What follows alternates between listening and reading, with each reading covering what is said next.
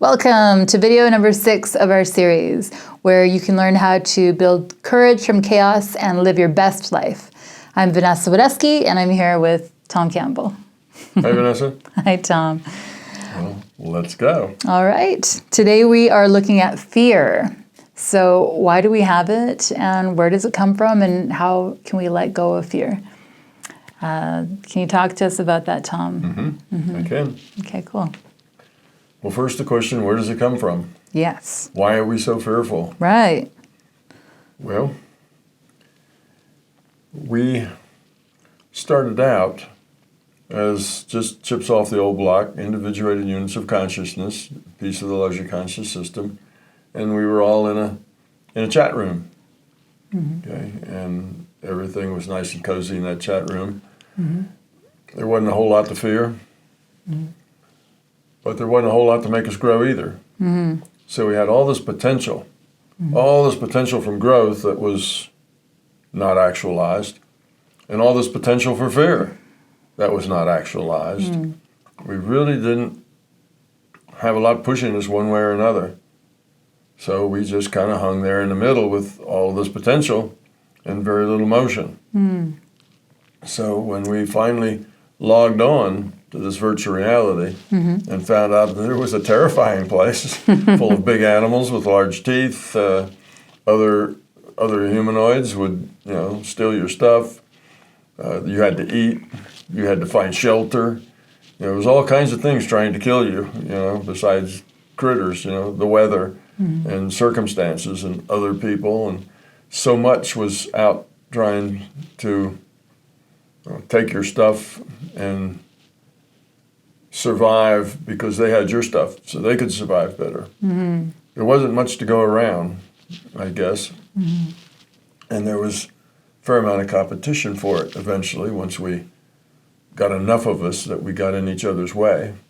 As long as there's just a few people spread over a lot of space, then there's not a lot of conflict. But eventually that's not the case. Right. People tend to have babies and they grow and there's more and more of them, and then pretty soon somebody's got to move someplace else because there's not enough resources left in that area. All the good things, all the really good caves have already been taken. The good ground for growing things has already been taken. The good places to fish have already been taken. So as we grow in numbers, then we start creating hostility toward each other. Just like we talked about, if you're in a reality based on fear, things get pretty hostile pretty quickly.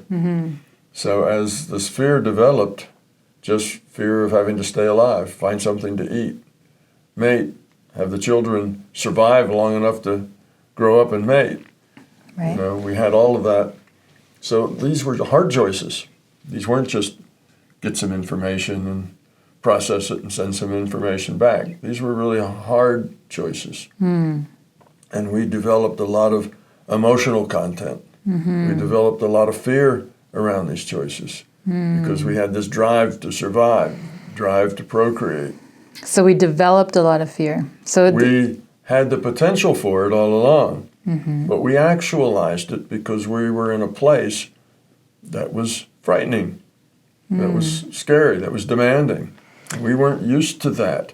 So rather than actualizing love, we actualized fear. And the reason we did that is survival was scary. Because you could just say, well, okay, all of us here, let's all hold hands and sing Kumbaya. We'll all just be friends and it'll be a nice place to be. Right, but somebody, if there were 5 of you, that worked really good. Maybe even 25 of you, that worked really good.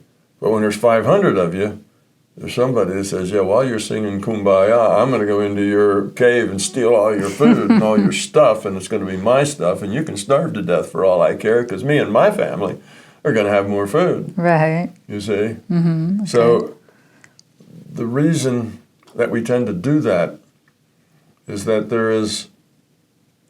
it's always a lot, I can do it 2 things. One, it's always a lot easier to destroy than it is to build. Building takes effort. Growing takes a lot of effort. De-evolving is easy. If you look at let's say you come to a fork in the road and you have to make a choice. There's probably only a few good choices. There's maybe one best choice, but there's a few good choices that you could make. But there's literally thousands of bad choices. Yeah. Thousands of things you can do wrong. So it's really easy to do things poorly, Right. and more difficult to do things well. Okay, so somebody says something that's very rude to you. Well, there's a few good things you could do. You could not be upset. You could ask them, well, how did you come to that opinion? Not, how did you come to that opinion, but one that was just, fine, just even. Right. You weren't upset. Yeah. And you could talk to them, and you could see, well, maybe they were just really upset for some other reasons. They're just taking stuff out on you, and that's okay. And you maybe give them a hug and walk on and do something else. And you help them grow up by that. Suddenly they spit out venom and they get a hug for it. It kind of just stops them in their tracks. They think about it a little bit. They're angry and all full of grrr, and somebody else is smiling and walking on, being happy, and now suddenly they want to be like you, because being happy and satisfied and having fun in life is a whole lot better than being snarling and upset. Yeah. So you help people grow up that way. So let's say you have a couple of choices. You could just walk away. You could just say, well, I'm sorry you feel that way. So maybe the best thing is we should just not hang around each other. But it's okay with you. Right. You're not upset about it. Yeah. Or whatever. So that's one. There's just a few of those things you could do. You could probably name them, on one hand, right? Yeah. Before you run out of new things. Right. But look at all the bad things you could do. You could scream. You could holler. You could get physical and punch them. Yeah. You could spit. You can Turn everybody against them. try to turn everybody against Spread them. rumors about them. There's just. We could just go on and on and on listing all the negative things you could do about it. You could let it get you angry. You could let it get you incensed. You could go into a rage. You can go into depression. You get anxious. depressed. You could cry. On and on, right? Right. So the point is, there's only a few good choices, and there's whole lots of bad choices. So it's always easier to destroy. You build something really wonderful. It may take you 5 years to build it, and somebody can trash it in 5 minutes. See, it's easy to destroy. So that's we see more destruction because it's easy. It's an easy choice. Well, we could all go out there and work real hard and hope that we find a better place to live, or we could just take over this guy's stuff and throw them out because we're bigger and stronger than they are. Yeah. You see, now there's the choice. Well, one of them's easy, the other one's hard. Right. So instead of doing the hard thing, that is really the better thing to do, you do the easy thing. Yeah. So that's why. That's why we have So then we started to de-evolve because we were actualizing our fear, because suddenly we got put in a place that wasn't a chat room and where our choices meant life or death, and we had this thing about living. We wanted to live, we wanted to survive, and that meant taking other people's stuff. At least that was the easiest way to survive, the surest way to survive. Instead of saying, well, they got their stuff, we'll just have to go out and find our own stuff. See, that would have been a harder but better choice. And then people could have grown up in communities to help each other rather than communities to fight each other. But it didn't work that way. So the easier choices were made first. So we de-evolve into fear because we had the potential to do both. Right. We were not tested either way. Say that again? We were not tested? We were not tested to become, in the chat room. We were not tested either way, to become love or to become fear. We were just there chit-chatting. So we were mostly just awareness, kind of potential when we came here. Right. Wow. We're just potential awareness. So we could go any way. But because there's so many ways to do it wrong and so few ways to do it right, what naturally happens is we did it wrong. we do it wrong because that's a lot easier. We take the easy way rather than do it the hard way. It's a harder choice to make. You say, yeah, these people have all that stuff. We'll have to go make our own. And it may be hard. And maybe we won't succeed. Maybe we won't make it. Maybe winter will come first and we'll all freeze to death. But maybe we'll find a place to get in, or maybe somebody will take us in. If you have that kind of attitude, then you'll probably find people who will take you in and help you out. But if you have an attitude that, what you want is to take stuff from somebody else because that's easier and quicker, nobody wants to take you in. Now you're a threat. So if you were kinder, you probably would do all right because of the kindness. But, you see, people don't want to probably do all right. They want to make sure they do all right. Control, we want to and control. And you can do that by taking whatever advantage you can. Okay. So we de-evolved first to the place that really was us. We had potential. Okay. So we de-evolved to this place where now we are in the warlord reality. Our existence. Yeah, our existence is like that. Okay, so you've explained then why we have fear in this universe or in this game that we're playing, if you will. What is fear then, from a kind of consciousness perspective? Well, fear is the opposite of love. Fear is high entropy. High entropy choices are fearful choices. High entropy goes with fear. So when you use fear, you're going to do things that are destructive of peace. You're going to do war.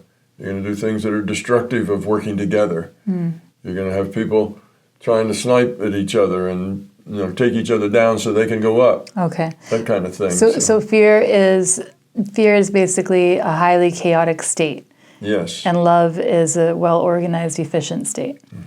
According to, at a fundamental level. Yeah. Okay, and that shows up in this reality as war, everybody fighting against each other, that's a fear. Chaos. Yeah. Chaos. And then love shows up in this reality as cooperation, caring, compassion. Right. So one's about self. Fear, it's all about me. What can I get? How can I keep it? How can you help me? Not how can I help you? Right. What can I get? Yeah. Well, if I'm going to have an association with you, what's in it for me? Yeah. And that's basically what we see in our world today. Is everybody's it's self-centeredness. Everybody's what's in it for me, what's in it for me. Yeah. Right. Yeah. So that's just self-centeredness. So that is a low quality of consciousness. That's a high high entropy state. Entropy. High entropy state, yeah. More chaotic. It doesn't group. It doesn't cooperate. It doesn't build well.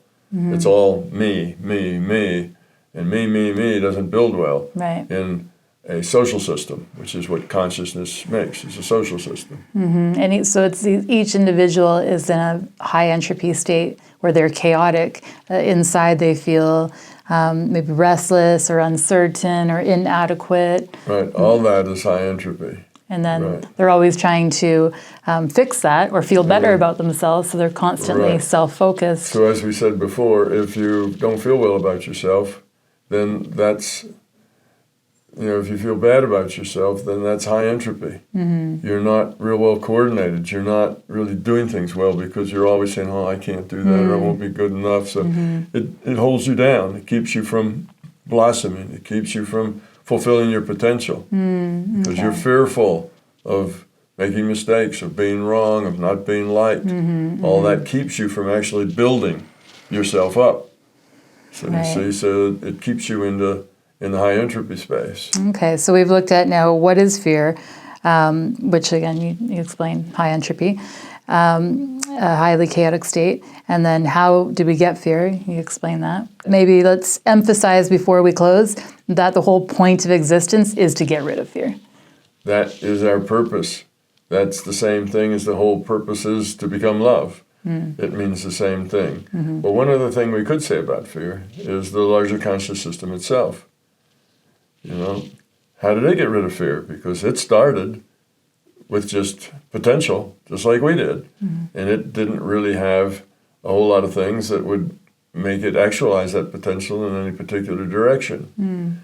And it made all those free will awareness units and made all those individuated units of consciousness who then made their own free will choices. And in the beginning, the larger conscious system was thinking that we have all these individuated units of consciousness, and they would all learn to cooperate and care and grow, and entropy would, whatever, and they didn't. Yeah, it's like, oh no, experiment gone wrong. So I'm going to build you this simulator, and now we're going to force you to make these choices. Well, they made a lot of bad choices. So the larger conscious system is thinking, what is up with you guys?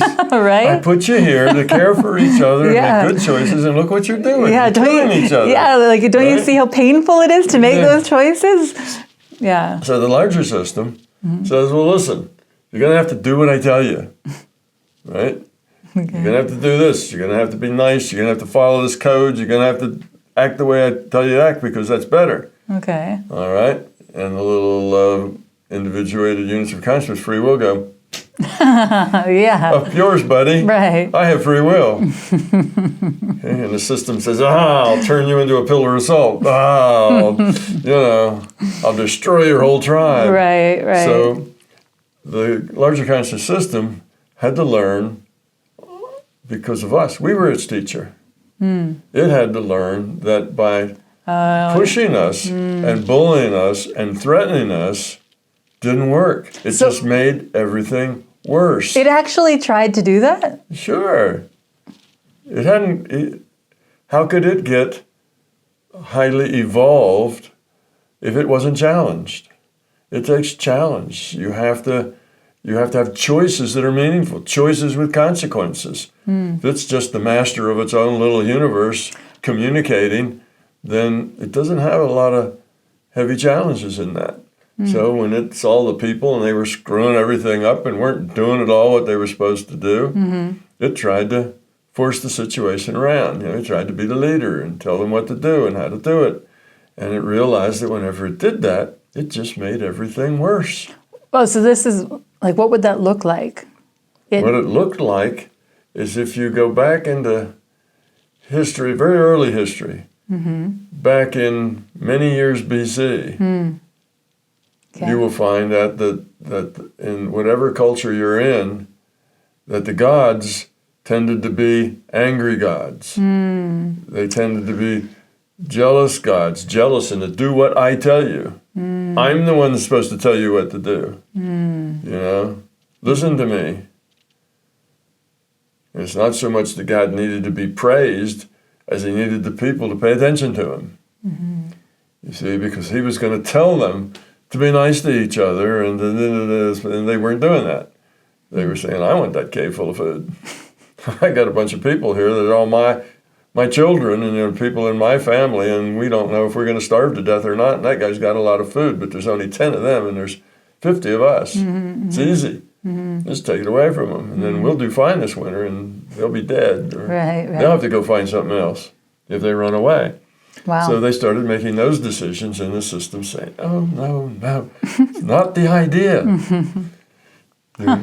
You're de-evolving, like he made this in an entropy reduction trainer, and what they're all doing is increasing the entropy, right? So it came in and was like, stop that. And so did it come as like in the clouds or whatever? Like, could be. Who knows, right? Could be in the clouds, could be the burning bush. That's funny. Could be a monster, it could be any kinds of things. But then it learned, okay, that doesn't work. It doesn't work. If you push these people, they just go the other way. Yeah. They don't pay attention. Right. Some do, but most don't.